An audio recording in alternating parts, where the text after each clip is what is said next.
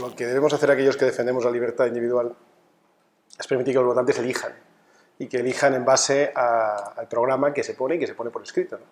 Y no solo el programa, sino luego cómo defiende el programa cada uno de los partidos. A mí me cuesta muchísimo trabajo decir la palabra vota Vox, o las palabras vota. Me resulta irritante como votante que alguien me diga vota este partido, ¿no? Y por tanto yo procuro usarlo poco. Yo lo que procuro decir es conócenos, conoce nuestro partido, conoce a los demás, haz un pequeño esfuerzo de leer lo que decimos, haz un pequeño esfuerzo de conocer cuáles son nuestras posturas en distintos ámbitos, y al final la única recomendación que me atrevo a hacer, que ya es mucho, es que cada uno vote en conciencia lo que cree que representa mejor su cuadro de valores y su forma de ver la vida. Es que uno cree. Por lo tanto, no voy a pedir el voto para ningún partido, ni siquiera para el mío, pero sí voy a pedir un esfuerzo de madurez, un esfuerzo de responsabilidad, que consiste simplemente en investigar un poco más qué es lo que hay ahí, leerse el programa del Partido Libertario, leerse el programa de Vox, leerse el del Partido Popular, leerse el de Ciudadanos, el de Podemos puede ser interesante también, y realmente con responsabilidad y con madurez elegir aquella papeleta que mejor o que más se acerque a lo que uno cree. Pero yo creo que la participación sí es importante, sea uno liberal o incluso sea intervencionista. Yo aquí voy a hacer una enmienda, no a la totalidad, pero casi a la totalidad. Creo que en ocasiones lo más responsable puede ser no votar, no meterse en lo que no manejas y en lo que no sabes.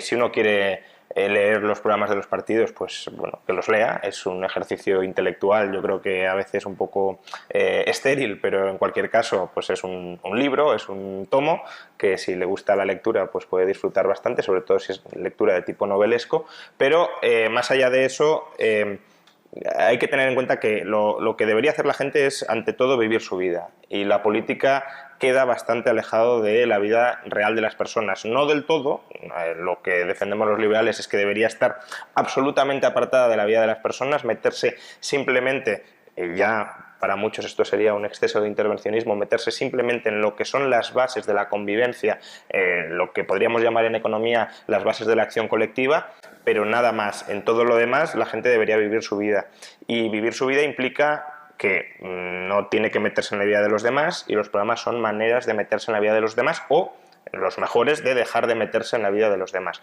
Pero tengamos en cuenta que leer programas de partidos, informarse, votar, requiere una serie de tiempo, una serie de recursos, una serie de esfuerzo, una serie de dedicación que probablemente no todo el mundo quiera acometer, que tiene un coste muy relevante y que es el coste de oportunidad de dejar de hacer cosas que creo que deberíamos poner más en valor que el acto de ir a votar. El ir a votar se ha convertido en una especie de culto a la democracia, culto a somos un todo orgánico y debemos autodeterminarnos entre todos, y pues quizá lo más inteligente sea decirle a la gente, sea un poco humilde, no quiera meterse en la vida de los demás, no pierda el tiempo informándose sobre algo que los partidos van a incumplir, y viva su vida al margen de la política.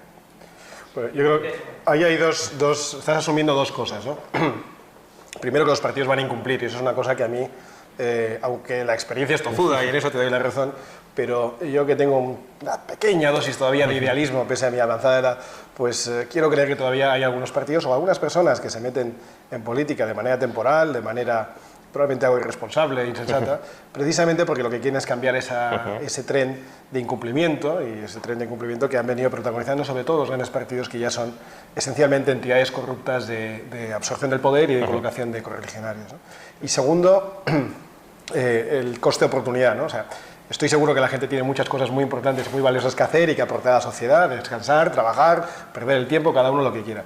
Pero que cada 4 años, aunque este año es un año electoral en el que pasan muchas cosas, uno haga un pequeño esfuerzo por recopilar qué es lo que ha venido escuchando y qué es lo que ofrece cada partido.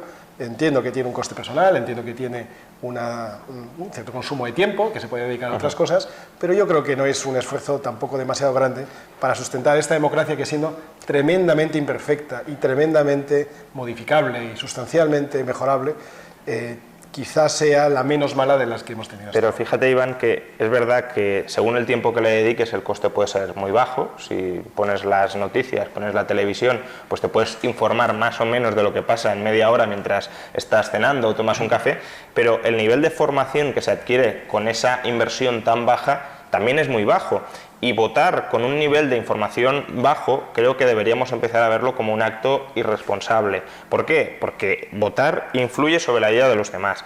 Y votar desinformado es influir sobre la vida de los demás desinformadamente. Si ya uno debería tener dudas éticas básicas de ¿tengo derecho, aunque sea la persona más inteligente del mundo, a influir sobre la vida de los demás? Es decir, el paternalismo típico, cuando ya encima es de manera desinformada, de bueno, voy a ver qué sale aquí de las elecciones, todavía más. Entonces, si alguien quiere votar de manera verdaderamente informada, yo creo que el coste humano es brutal, pero es decir, cuando el beneficio de tratar de tomar el poder, entre comillas, es tan nulo, porque la papeleta que vaya a depositar una persona tiene una influencia escasa, aunque la tiene, y el coste es tan descomunal, yo creo que lo racional, incluso lo moralmente correcto es la abstención. Si todos votan, es casi necesario votar, porque si no lo están haciendo los otros. Yo creo que es más bien al revés. Si los otros no votaran, iría teniendo cada vez más sentido votar, porque obviamente tu voto sería crecientemente relevante. Cuanto más gente vote y más estables sean esas votaciones, es decir, tú miras las encuestas y te planteas, si yo voy a votar dentro de unos días, ¿voy a cambiar algo? No, la probabilidad de que pase eso es probablemente menor que la de morir ir a votar. Pues creo que hace más daño al poder político salir a la calle, como dice el profesor Bastos, incumplir una ley o decirle a la gente, mira, te están quitando tus derechos, rebélate contra ello, protesta contra ello, no dejes que te sigan engañando desde la política, o escribiendo un artículo en prensa, o haciendo una cuña en la radio, o muchas maneras de tratar de comunicar las ideas, que también es acción política, que luego pedir el voto y presentar programas electorales, que está bien para que vean que no es todo un ejercicio filosófico de reflexión abstracta, pero que no sé hasta qué punto eso verdaderamente sirve para poner diques de contención a la acción estatal. Bueno, yo ahí también te quiero rebatir. Muy bien. Con todo el cariño, Juan Manuel. Mira, sobre el valor individual de cada voto, el valor o la propensión, o el valor marginal de cada individuo cuando somete su voto, parece que un voto no es nada, pero mira, en las últimas elecciones que nos presentamos, las primeras que fueron las que nos presentamos a nivel nacional, que fueron las europeas, hace exactamente ahora un año, el 25 de mayo del 2014, sacamos unos 248.000 votos y nos faltaron unos 2.000 para entrar. 2.000 votos en el contexto de 248.000 obtenidos en menos de un 1%. 2.000 votos pues es la diferencia entre que el Atlético de Madrid y el Real Madrid llegaran a la final de Champions la víspera y 80.000 personas se desplazaran a Lisboa y no volvieran a tiempo, o no. 2.000 votos es mi agenda de contactos. Si yo hubiera convencido a toda mi agenda de contactos de que emitieran un voto, pues la diferencia puede estar muchas veces ahí. En las últimas elecciones andaluzas, Ciudadanos se ha quedado a 200 votos de un diputado más en Cádiz. 200 votos. Quiero decir que el presidente Bush, en el año 2000, pues ganó por el estado de Florida por un margen de 500 votos. Al final se decidió la presidencia de Estados Unidos por 500 votos. La diferencia marginal que puede hacer que una persona vote y que influya sobre su entorno para que vaya a votar o no un determinado partido puede ser muy sustancial. Puede ser mucho mayor, no vamos a dejarlo ahí, mucho mayor de lo que parece. Pero quiero decir, ahí también estás haciendo un poco de cherry picking, ¿no? Quiero decir, sí. Estoy asumiendo además que el partido que hubiera salido elegido hubiera causado una diferencia en la vida de los ciudadanos. Claro, primero eso, efectivamente, que hubiese habido mucha diferencia entre uno y otro. Dos, que el escenario de las elecciones del año 2000 en Estados Unidos puede ser muy recurrente cuando probablemente haya sido el único en la historia de Estados Unidos que se haya dado por un margen tan ajustado de votos. Tres, eso podría haber valido para el elector de Florida, desde luego para el de California no sirvió para nada. Y cuatro, en el caso de Ciudadanos, el escaño, hombre, desde luego al parlamentario por Cádiz que no salió elegido le fue un fastidio bastante grande. Para los ciudadanos, el hecho de que Ciudadanos, valga la redundancia, tenga un diputado más en Andalucía o no, creo que no influye en nada en si Susana Díez va a salir elegida o no va a salir elegida. Bueno, podría haber cambiado de matemática electoral. Sí, pero y en algunos casos, inapreciablemente. Claro, el análisis ex post es fácil porque, claro, ahora dices el de California no le ha cambiado nada, pero no sabíamos esa noche si en California hubiera cambiado o si en Florida hubiera cambiado. Que ex ante la probabilidad de que ello sea así es casi nula. Bueno, hemos puesto tres ejemplos aquí de la política reciente, no me voy al siglo XVIII, quiero decir, elecciones que yo he vivido en directo y que yo he visto cercanamente. Luego está la diferencia entre que vaya, por ejemplo, Juan Ramón Rayo físicamente a depositar un voto y que diga que no va a votar, o que diga a quién va a votar, o que diga tal. Claro, pues imaginemos, el voto de Pablo Iglesias no vale nada, el que Pablo Iglesias diga de golpe, oye, no voy a votar a nadie, se derrumba Podemos.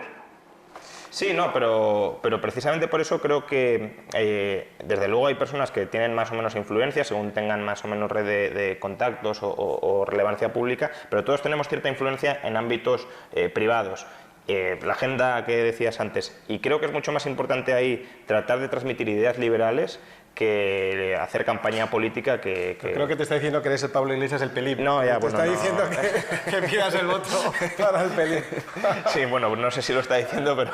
Existen Es que lo importante es que esas ideas permeen en todos los partidos políticos y todos los partidos políticos estén maniatados por esas ideas. Yo suelo poner un ejemplo, en el siglo XIX la censura previa de los periódicos era algo bastante recurrente. Hoy no digo que deje de serlo, de hecho el gobierno de Mariano Rajoy, pues por la puerta de atrás lo está consiguiendo de manera bastante eficaz, pero en principio ningún partido puede llevar en su programa vamos a censurar aquellos periódicos que no nos gusten. Eso ha sido una victoria del liberalismo, no propiamente del movimiento liberal, sino de las ideas liberales, que está en todos los partidos políticos, y eso deberíamos lograr que sea exactamente igual para todos los otros ámbitos de la política. El papel de partidos que no necesariamente van a gobernar a corto plazo es también muy importante, porque es también, aunque no sea un think tank, es también un centro de influencia, es también un generador de ideas, es también, en el fondo tú decías antes, hablando de tu afiliado, conocido, simpatizante canario que no se sentía solo, es también una manera de agregar a mucha gente que se siente sola porque no conoce entre sus amigos a gente que piensa de manera parecida. Por eso el voto es lo de menos y lo demás es la batalla de las ideas.